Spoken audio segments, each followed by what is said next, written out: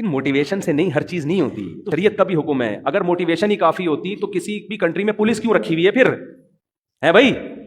Government motivate کرے نا public کو کہ لال بتی مت توڑو اور دیکھو ایسے چلو, ایسے کچرا مت پھینکو. بھائی فائن ہے. یہ ہانگ کانگ جو اتنا نیٹ کلین مجھے نظر آیا, میں حیران یار, اتنا ہانگ کانگ کے اتنا صاف.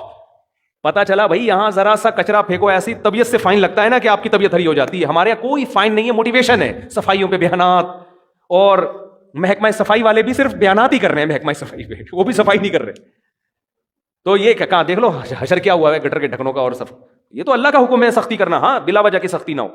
تو اللہ میاں نے بھی مرد کو, عورت کو ماتحت بنایا ہے شوہر کا, حکم دیا اس سے اچھا سلوک کرو, اس پہ ہاتھ نہ اٹھاؤ, محبت سے رہو. لیکن اتھارٹی دی ہے کہ ایک حد تک ہے. اگر یہ لمٹس کراس کر رہی ہے, شریعت نے آپ کو سختی کی اجازت بولو دی ہے. لوگ آتے ہیں نا میرے پاس, میری بیوی روٹ کے چلی گئی ہے, آ نہیں رہی, تو میں ان سے کہتا ہوں بھائی پہلے تو آپ حقوق ادا کر رہے ہو, ہاں بھائی اپنی مجھے تسلی ہو جاتی ہے یہ بندہ ٹھیک ہے, بندہ غلط نہیں ہے. کہنے پھر بھی نہیں آ رہی, تو میں کہتا ہوں پھر اب آپ کا قصور ہے, کیونکہ اب آپ تمیز سے لانے کی کوشش کر رہے ہو, اور تمیز مارکیٹ میں ہر جگہ بولو چلتی. اب تمیز نہیں ہوگی, اب آپ اپنا ایٹیٹیوڈ تھوڑا سا کیا کرو چینج. اور میں نے دیکھا ہے بڑے بڑے بدماش ہیں, گھر اجڑ گئے تھے ان کے, انہوں نے بدماشی کی, ہنسی خوشی نہیں ابھی زندگی گزار رہے ہیں. داماد بھی اس طرح بعض دفعہ تمیز سے نہیں قابو آتا, بدتمیزی کرنی پڑتی ہے تو قابو آ جاتا ہے. تو اصل تو شریعت میں محبت اور تمیز ہی ہے, لیکن ایک حد تک ہے, اس کے بعد تمیز بولو نہیں چلتی. پھر یہ ہے کہ بھائی وہی تو تبھی بیچارے نے ایک پرچہ لکھ کر دیا نا پچھلے ہفتے کے مفتی صاحب حضرت مولانا طارق جمیل صاحب کا بیان سنتا تھا, میرے اخلاق بہت اچھے ہو گئے تھے, آپ کا بیان سن کے میرے اخلاق کیا ہو گئے ہیں, خراب ہو گئے ہیں. تو جب اس طرح کی باتیں سنے گا تو اخلاق, تو یہ ہر جگہ بد اخلاقی فٹ کرنے کی نہیں ہے, اصل محبت ہے, اصل اخلاق ہے. لیکن کچھ بعض دفعہ گھی سیدھی انگلی سے نہیں نکلتا, تو وہاں کیا ہے, ٹیڑھی انگلی سے نکالنا پڑتا ہے, ورنہ گھر برباد ہو جائے گا, تباہ ہو جائے گا گھر. تو تھوڑا سختی, ان چیزوں میں سختی کرو. سمجھتے ہو کہ نہیں سمجھتے؟ اور بیگم گھر کی, میں نہیں کہہ رہا پڑھی لکھی تو اچھی ہوتی ہے لڑکی, لیکن پہلے دیکھو گھریلو بھی تو ہے کہ نہیں ہے. ایجوکیٹڈ ہو وہ گھریلو ہو, ہوم میکر, گھر کو سنبھالنے والی, گھرداری والی, بچوں کو پالنے والی, با حیا با پردہ.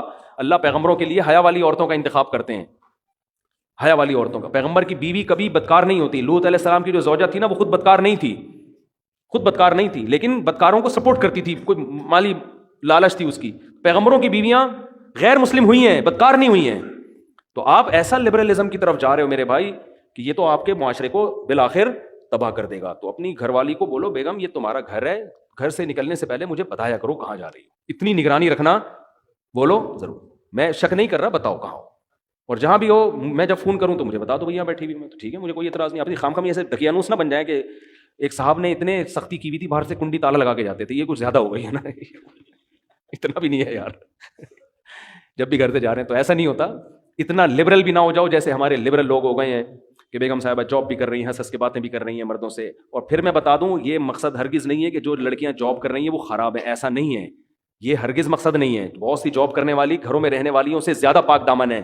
لیکن یہ جو ہمارا کلچر بالآخر اس کلچر کی وجہ سے جائے گا ادھر ہی جہاں یورپ پہنچا ہوا ہے. کسی نے کہا نا انگریز جھوٹ نہیں بولتے, واقعی صحیح بات کی ہے, جھوٹ نہیں بولتے.